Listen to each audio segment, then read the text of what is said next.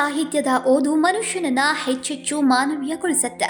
ಆದ್ದರಿಂದ ಓದುವ ಅಭ್ಯಾಸ ಹೆಚ್ಚಿಸಿಕೊಳ್ಳಿ ಅಂತ ಮುಖ್ಯಮಂತ್ರಿ ಸಿದ್ದರಾಮಯ್ಯ ಅವರು ಕರೆ ನೀಡಿದ್ರು.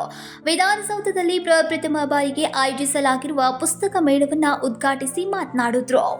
ವಿಧಾನಸೌಧದಲ್ಲಿ ಓದುಗರ ಸಾಹಿತ್ಯಾಸಕ್ತರ ಹಬ್ಬ.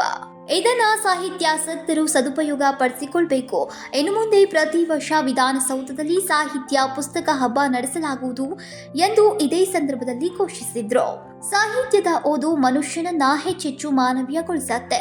ಪುಸ್ತಕಗಳನ್ನು ಖರೀದಿಸಿ ಮನೆ ಮನೆಗಳಲ್ಲಿ ಗ್ರಂಥಾಲಯ ಮಾಡಿಕೊಳ್ಳಿ. ಮಕ್ಕಳು ಮೊಬೈಲ್ ಮತ್ತು ಡಿಜಿಟಲ್ ಚಟದಿಂದ ಹೊರಗೆ ಬಂದು ಪುಸ್ತಕಗಳನ್ನು ಓದುವ ಅಭ್ಯಾಸ ಬೆಳೆಸಬೇಕು ಅಂತ ಇದೇ ಸಂದರ್ಭದಲ್ಲಿ ಕರೆ ನೀಡಿದ್ರು.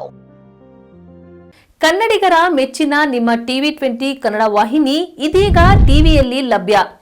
ಕರ್ನಾಟಕ ಮತ್ತು ದೇಶ ವಿದೇಶದ 360 ಡಿಗ್ರಿ ಸುದ್ದಿ ವಿವರವನ್ನ ಪಡೆಯುವುದಕ್ಕೆ ಟಿವಿ20 ವಾಹಿನಿಯನ್ನು ಲೈಕ್ ಮಾಡಿ, ವಿಡಿಯೋಗಳನ್ನು ಶೇರ್ ಮಾಡಿ, ಕಮೆಂಟ್ ಮಾಡಿ, ಸಬ್ಸ್ಕ್ರೈಬ್ ಮಾಡಿ.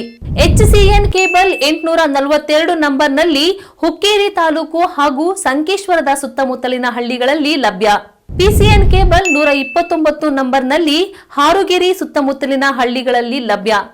ರಾಯಬಾಗ್ ಡಿಜಿಟಲ್ ಚಾನೆಲ್ ಕೇಬಲ್ 80ನೇ ನಂಬರ್ನಲ್ಲಿ ರಾಯಬಾಗ ತಾಲೂಕಿನ ಸುತ್ತಮುತ್ತಲಿನ ಹಳ್ಳಿಗಳಲ್ಲಿ ಲಭ್ಯ. UDCN ಕೇಬಲ್ ನೆಟ್ವರ್ಕ್ ಉಗಾರ ಸುತ್ತಮುತ್ತಲಿನ ಹಳ್ಳಿಗಳಲ್ಲಿ ನಿಮ್ಮ ಟಿವಿ20 ಕನ್ನಡ ವಾಹಿನಿಯೂ ಲಭ್ಯ.